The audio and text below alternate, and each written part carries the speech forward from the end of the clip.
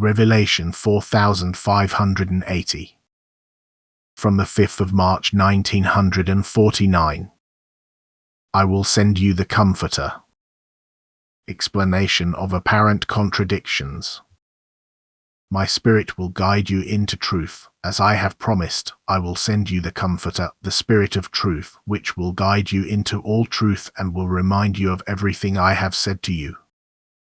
Thus anyone allowing this Spirit of mine to become effective in him will also know the truth and can accept everything conveyed to him by my Spirit. Think very seriously about this for once and you will know what originates from me and can be believed by you. As soon as you recollect my words which I spoke on earth to my disciples as well as to all other people, you will not be able to dismiss the fact that you can receive the pure truth in the way I told you with the words, I will send you the Comforter, the Spirit of truth. And prior to my words I said that I will take abode in those who prepare their heart for me, that I will not abandon them, that I will reveal myself to those who love me and keep my commandments. It therefore follows that my revelations must come from within, that I, once I have taken abode in a person's heart, will also manifest myself therein with the result that the person will hear my voice through the inner word.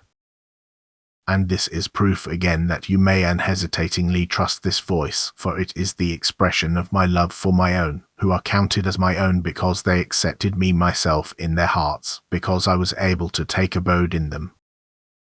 Hence you possess my word, the announcement of my will, the truth in its purest form. Therefore you need not be taught from outside if you acknowledge me as your teacher and entrust yourselves directly to me. Direct communication between you and me is therefore possible, and in order to be truthfully educated you must acknowledge this first.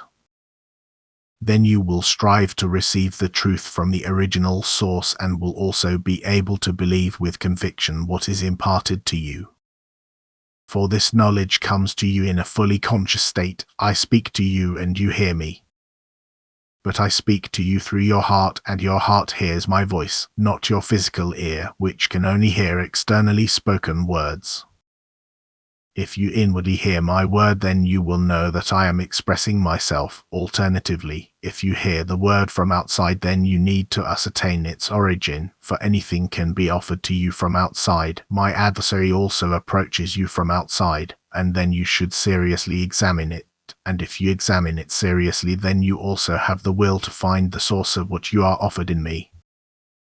If you therefore want to hear me speak, I will certainly grant your wish, in which case every word you receive will be true if it is imparted to you through my devoted servants. Let this be a sure sign to you that I will answer your every question if you present it to me. You are always taught in a way that matches your maturity. You can only grasp profound wisdom once you have reached a specific degree of maturity, when the explanation from the spiritual kingdom can be given to you unveiled, which will be understandable to you if you compare it with my activity on earth, where I always spoke to people in parables, in metaphorical language, in order to explain it to them. These veiled teachings are intended to stimulate a person's thinking so that he penetrates spiritual knowledge and does not just superficially accept it with his physical ears. If I impart my word unveiled, as I do now, then the degree of maturity which guarantees the correct understanding is a prerequisite. Words to that effect will not differ as soon as both the veiled and the direct word from above come in unveiled form from the same source, as soon as every teaching has originated from me. But first you must examine this, and you need only appeal for my help in order to pass the right judgment. Bear in mind that the adversary works as well, and especially when people try to escape from him, when they strive for truth in order to learn to recognize and love me.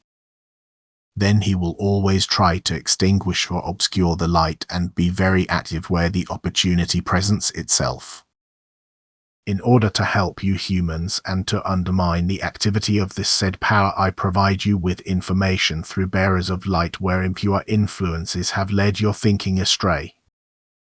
That which comes from above is truth, and that which comes from below are errors and lies. Where direct inner spiritual activity can be recognized, it can only be the working of forces from above which receive and forward my illumination. However, where forces avail themselves of a human form in an unconscious state, caution is advised, for a passive form can also be used by a dark force, if only for a short time, yet fellow human beings themselves often determine the statements made through this form with their own thoughts and wishes, which are instantly picked up by these forces, which will then audibly express themselves through this form. For as soon as some of the listeners have strong willpower, their thoughts will also exert a strong influence and, depending on their truth, they will be seized by either forces of light or of darkness and audibly expressed. For this reason, the human being should always let go of his own knowledge when he receives spiritual knowledge. He should humbly and like a small child without knowledge allow himself to be taught. Then purest truth will flow to him, because no resistance exists to prevent it. Many will take exception to the fact that a seeming contradiction comes to light, yet my spirit has always revealed the same to people. It was simply not understood by everyone in the same way, and even those who received my word were not free of their own thoughts as soon as they turned their eyes towards the world and associated world events with the spiritual information.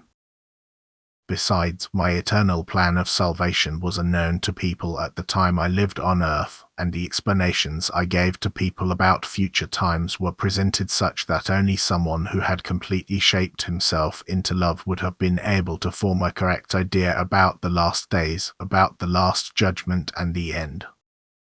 The others lacked realization, and a clear portrayal would not have been beneficial for them, since the especially announced judgment was still ahead of them, the destruction of Jerusalem, which likewise signified the chapter of an era for these people and was nearer to them than the end.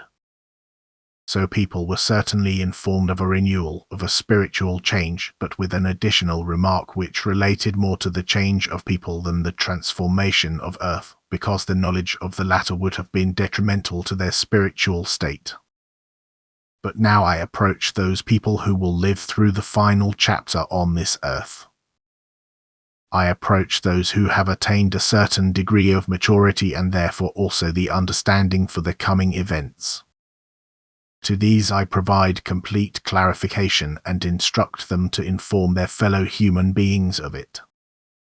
However, they will only be believed by those who become discerning and spiritually enlightened through genuine striving for perfection, who know my plan of salvation and realize that there is no other option but a total transformation of the earth, for the sake of the souls which have fallen to the lowest point and yet shall be redeemed one day. Right now I speak to the people of the last days, but even in the past my words were not contradictory. As Jesus, the man, I said what I saw and was prevented from seeing how the end would happen. I saw the converted human race but not the transformed earth, because it was God's wish to keep people uninformed at that time.